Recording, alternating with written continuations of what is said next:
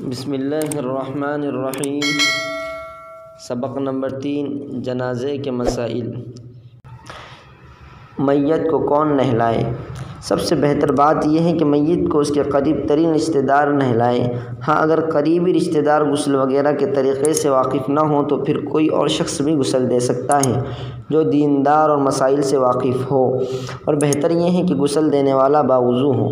غسل دینے والے کو اجرت دینا کب جائز ہے؟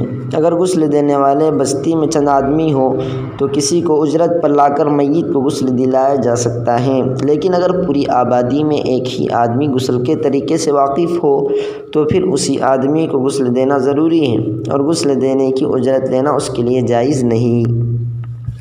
مرد میت کو غسل دینے والا کوئی نہ ہو۔ اگر میت مرد ہے اور وہاں مردوں میں کوئی غسل دینے والا نہیں تو اس کو اس کی بیوی غسل دے سکتی ہے۔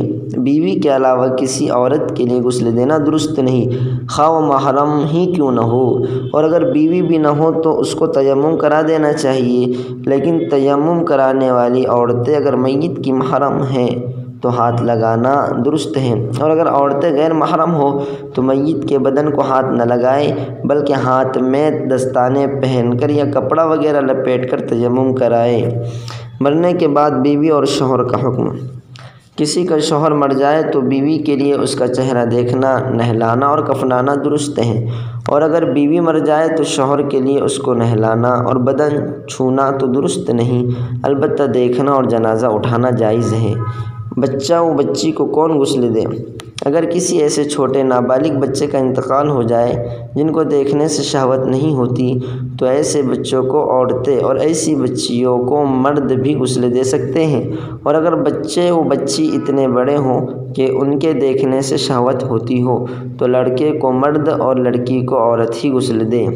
جنوبی و حائضہ اور نفساء کا غسل دینا۔ جو آدمی حالت جنابت یعنی ناپاکی کی حالت میں ہوں، اسی طرح حیض اور نفاس والی عورت کا میت کو نہلانا مکروہ ہے، لیکن اگر غسل دے تو وہ کافی ہو جائے گا۔ شامل عبادت ہے،